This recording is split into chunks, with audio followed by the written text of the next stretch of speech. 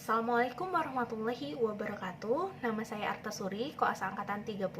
Sebelumnya saya mengucapkan terima kasih banyak kepada pembimbing saya, Dr. Gigi Sinta Amini Prativi, SPRKG. Terima kasih dokter atas bimbingannya sehingga presentasi jurnal reading dental radiologi saya yang berjudul Kista Periodontal Lateral dapat terlaksana. Kista periodontal lateral adalah perkembangan dari kista odontogenik yang berkembang pada permukaan lateral akar gigi vital yang erupsi. Kista ini mewakili sekitar 0,7% dari semua jenis kista, tidak ada kecenderungan terhadap ras apapun, dan dia ini lebih cenderung terjadi pada pria dengan rentang usia 22 tahun sampai 85 tahun.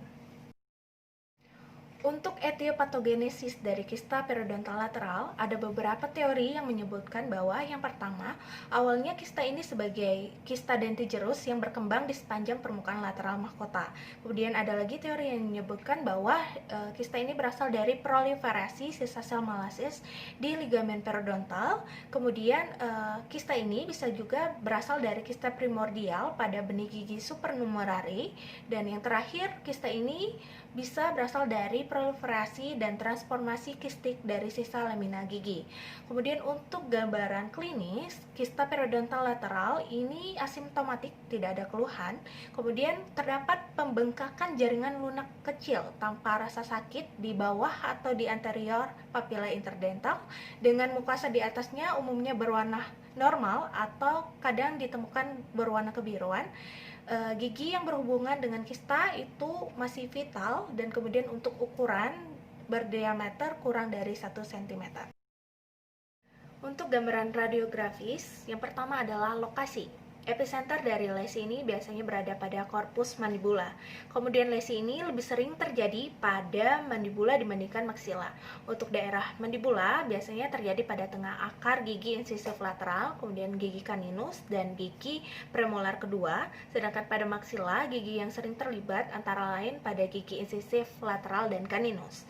Kemudian untuk jumlah dan ukuran, lesi ini tunggal, unilateral, terlokalisir. Kemudian dapat juga berkelompok di mana kondisi ini disebut sebagai batrioid odontogenic case dan ukuran lesi biasanya kurang dari 1 cm. Untuk batas tepi dan bentuk, dia ini well defined, terkortikasi, di mana bentuknya bervariasi mulai dari bulat, oval atau teardrop. Kemudian untuk ukuran lesi yang lebih besar dia ini biasanya irregular. Untuk struktur internal berupa unilokuler, gambaran radiolucent sepenuhnya, kemudian efek terhadap jaringan sekitar, kista ini dapat menyebabkan terjadinya resorpsi gigi. Kemudian untuk kista dengan ukuran yang kecil, ini dapat menyebabkan hilangnya lamina dura pada akar gigi yang berdekatan. Sedangkan untuk kista yang berukuran besar, ini dapat menyebabkan terjadinya displacement gigi. Untuk gambaran histologis, secara mikroskopik terlihat rongga kistik kecil didukung oleh dinding jaringan ikat yang tipis dan tidak ada peradangan. Kemudian rongga dalam berjajar pada bagian dalam oleh epitel squamosa bertingkat yang non-keratin dengan ketebalan 2-3 lapisan sel. Untuk diagnosa banding, yang pertama adalah small odontogenic keratosis, di mana dia ini terlihat mirip dengan kista periodontal lateral ketika lesinya berukuran kecil dan unilokuler. Dan juga secara radiografis dia ini mirip, yaitu merupakan lesi radiolucent berbentuk bulat atau oval berbatas jelas terkortikasi.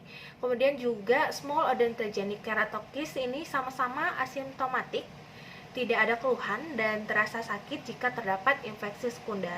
Untuk perbedaannya dengan kista periodontal lateral, small odontogenic keratosis ini sering terjadi pada bagian posterior dari badan mandibula ke regio caninus, dengan epicenternya terletak di bagian superior dari canalis nervus alveolaris inferior. Sedangkan lokasi dari kista periodontal lateral ini terletak pada lateral dari akar gigi. Untuk diagnosa banding yang kedua, itu adalah kista radikuler. Kebanyakan dari kista ini terjadi pada maksila, yaitu di daerah gigi insisif dan caninus, di mana kista periodontal lateral sering terjadi pada daerah ini. Selain itu, persamaannya juga dalam segi radiografisnya, yaitu berupa lesi radiolucent berbentuk bulat atau oval, berbatas jelas, terkortikasi pada apeks gigi, di mana kista radikuler lateral ini memiliki lesi kista yang terletak pada permukaan mesial atau distal dari akar gigi di permukaan saluran akar aksesoris. Sedangkan untuk perbedaannya, kista radikuler ini terletak pada apeks gigi yang non-vital yang terdapat karies luas pada gigi yang terkena kista. Sedangkan kista periodontal lateral terletak pada lateral dari akar gigi yang masih vital dan tidak terdapat karies yang luas pada radiografi. Diagnosa banding yang ketiga adalah foramen mental, di mana persamaannya dengan kista periodontal lateral, yaitu dari segi radiografisnya, yaitu memiliki lesi radiolucent berbentuk oval atau bulat terkortikasi. Dan juga kadang letak dari foramen mental ini terkadang mirip dengan letak dari kista periodontal lateral, yaitu pada daerah gigi premolar kedua mandibula. Untuk perbedaannya, foramen mental ini epicenternya terletak pada bagian apeks dari gigi atau di bawah apeks, sedangkan kista periodontal lateral ini epicenternya terdapat atau terletak pada bagian lateral dari akar gigi.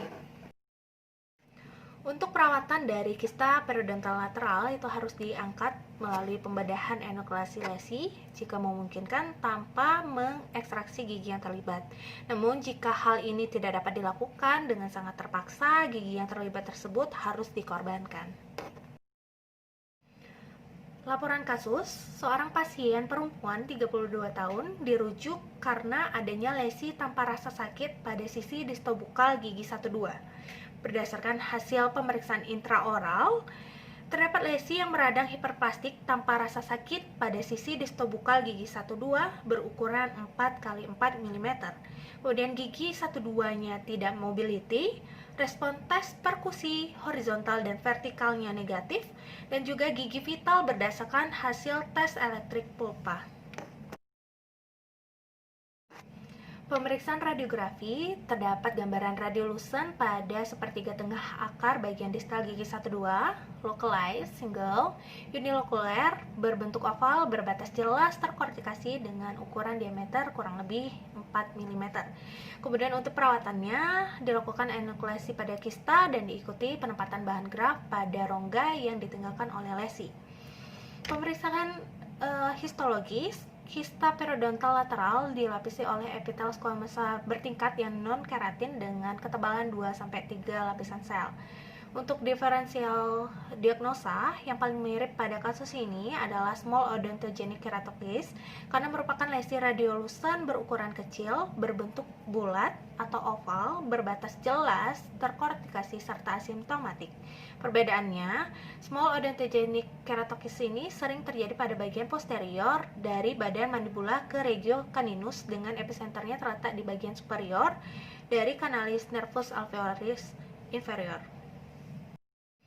Untuk kontrol, penyembuhan klinis dicapai tanpa komplikasi pasca operasi seperti nyeri, perdarahan, pembengkakan, atau rekurensi, dan radiolucent yang awal itu menghilang pada 6 bulan masa follow-up. Kesimpulan, kista periodontal lateral adalah perkembangan kista odontogenik yang berkembang pada permukaan lateral akar gigi vital yang erupsi, biasanya asimptomatik, dan gambaran klinis terlihat pembengkakan jaringan lunak kecil berukuran kurang dari 1 cm di bawah atau di anterior papila interdental dan mukosa di atasnya umumnya berwarna normal. Pada gambaran radiografi merupakan lesi radiolucent unilokuler berbatas jelas terkortikasi berbentuk bulat atau oval berukuran kurang dari 1 cm. Diferensial diagnosanya adalah small odontogenic keratosis di mana memiliki gambaran radiografis serta merupakan lesi asimptomatik yang mirip dengan kista ini. Kista periodontal lateral harus diangkat melalui pembedahan enukleasi lesi jika memungkinkan tanpa mengekstraksi gigi yang terlibat. Sekian presentasi dari saya. Terima kasih banyak atas perhatiannya. Mohon maaf apabila terdapat kesalahan. Saya akhiri. Wassalamualaikum warahmatullahi wabarakatuh.